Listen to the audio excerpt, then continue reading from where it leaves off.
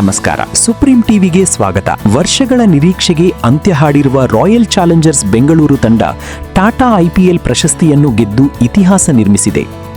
RCB ತಂಡದ ಈ ಐತಿಹಾಸಿಕ ಗೆಲುವಿನ ಸಂಭ್ರಮ ಬೆಳಗಾವಿ ಜಿಲ್ಲೆಯಾದ್ಯಂತ ಭರ್ಜರಿಯಾಗಿ ಆಚರಿಸಲಾಯಿತು. ಟಾಟಾ ಐಪಿಎಲ್ ಫೈನಲ್ ಪಂದ್ಯದಲ್ಲಿ ರಾಯಲ್ ಚಾಲೆಂಜರ್ಸ್ ಬೆಂಗಳೂರು ತಂಡ ಚಾಂಪಿಯನ್ ಪಟ್ಟ ಅಲಂಕರಿಸುತ್ತಿದ್ದಂತೆಯೇ ಬೆಳಗಾವಿ ಜಿಲ್ಲೆ ಸಂಭ್ರಮದ ಅಲೆಯಲ್ಲಿ ತೇಲಿತು. ಬೆಳಗಾವಿ ನಗರದ ಐತಿಹಾಸಿಕ ಚೆನ್ನಮ್ಮ ವೃತ್ತದಲ್ಲಿ ನೂರಾರು ಅಭಿಮಾನಿಗಳು ಸೇರಿ ಆರ್ಸಿಬಿ ಧ್ವಜಗಳನ್ನು ಹಾರಿಸುತ್ತಾ ವಿಜಯೋತ್ಸವ ಆಚರಿಸಿದರು. ತಂಡದ ಗೆಲುವಿನ ಸಂತಸದಲ್ಲಿ ಅಭಿಮಾನಿಗಳು ಕಪ್ ಪ್ರತಿಕೃತಿಗಳನ್ನು ಪ್ರದರ್ಶಿಸಿ, ಪಟಾಕಿ ಸಿಡಿಸಿ, ಘೋಷಣೆಗಳನ್ನು ಕೂಗುತ್ತಾ ತಮ್ಮ ಹರ್ಷವನ್ನು ವ್ಯಕ್ತಪಡಿಸಿದರು.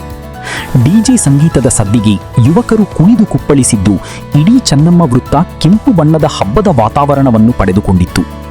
ಈ ಸಲ ಕಪ್ ನಮ್ದೇ ಎಂಬ ಅಭಿಮಾನಿಗಳ ಹಲವು ವರ್ಷಗಳ ಕನಸು ಕೊನೆಗೂ ನನಸಾದ ಖುಷಿ ಎಲ್ಲೆಡೆ ಕಂಡುಬಂತು.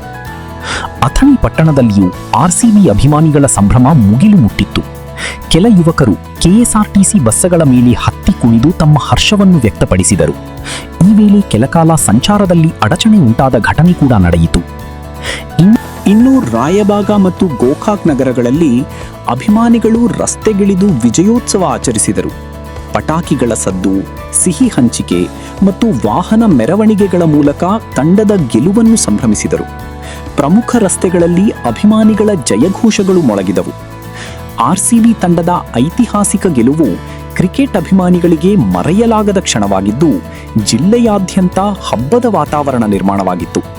ಮಧ್ಯರಾತ್ರಿವರೆಗೂ ಅಭಿಮಾನಿಗಳ ಸಂಭ್ರಮಾಚರಣೆ ಮುಂದುವರಿದ ದೃಶ್ಯಗಳು ಕಂಡುಬಂದವು.